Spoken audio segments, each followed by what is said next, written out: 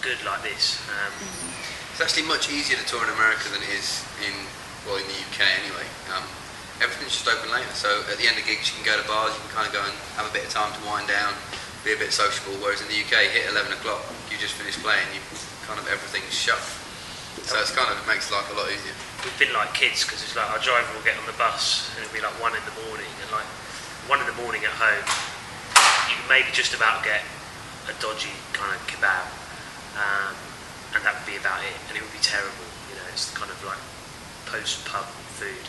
Whereas here, like, our driver's getting on the bus and he's going, okay, I'm going to take you to this place called Steak and Shake, it does great milkshakes, and we were all like, wow, that sounds amazing.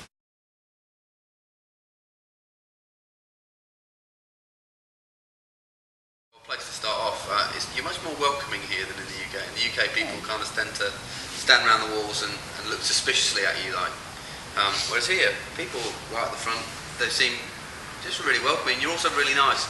Good job is a good saying. You always say good job at the end of each show, whereas in the UK, it's more like fuck off.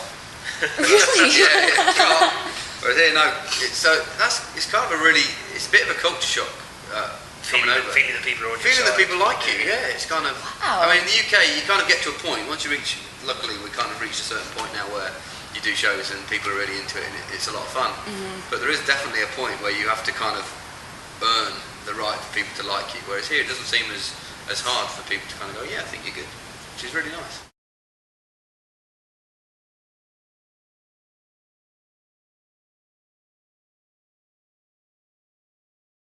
Kind of just started out, did 4 or 5 songs, played a few to the record company. They were like, "These are great, carry on going." And so we just kept on going, just kind of naturally evolved into this thing that we just did. I think like at the recording stage as well. Like one thing we really learned doing that first demo that we got signed off West Side. We recorded that at a studio that it was just a brilliant environment. It felt really comfortable. You didn't feel like you were sitting like in the offices of some big corporate music company. It was just homely, and it had loads of little kind of toys lying around, old keyboards, guitars you'd never seen,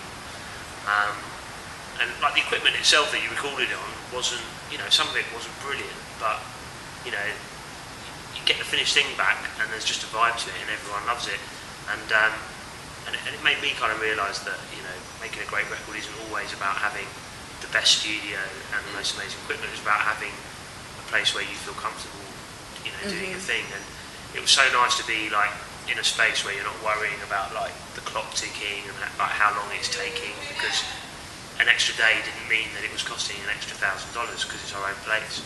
And it was really nice, isn't it, beginning to like collect our own little kind of arsenal of funny pedals and old keyboards, and like just have plenty of space for hanging guitars on the wall, and just always kind of going, oh, what's the right amp and what's the right guitar for this sound, just having fun. And yeah, I think that's kind of important really, and I think you can hear that in the record.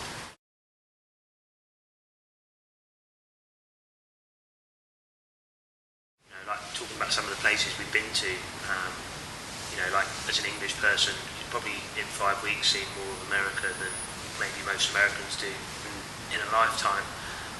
You definitely carry those experiences with you, and obviously they play a part of the kind of music you form, and particularly for Joel, I think writing most of the lyrics, just the kind of the vibe of them. I mean, the tunes on this record, like The Outsiders, which are definitely informed by experiences that we've had here, like travelling and touring around. But I think certainly in terms of writing songs, we try, and we all on the bus with the acoustics or like playing around on the laptops, but I think we're quite a kind of home band on the whole, aren't we? Yeah. I think things come together most. Well, it's kind of on the road. It's a great place to come up with initial ideas, isn't it? Like on your laptop, you kind of have initial ideas, and on your acoustic, and it's quite nice. We can pass out ideas around or chat to each other about ideas while you're away. But yeah, getting together in a room with drums and everything, just playing over the ideas. We kind of tend to find our songs evolve quite a lot from they start out here and they always end up somewhere different. And that's kind of the process that our writing's always taken, which I like, because if it's just one person writing all the songs and going, here's the song, that's the way it is. I think it's sometimes easier to kind of just let yourself get away with things that maybe aren't quite so good, but when 3 other people have got to go, hang on, this isn't good enough, or that needs to be better, it pushes all the songs as far as we can. think that just makes it better sometimes.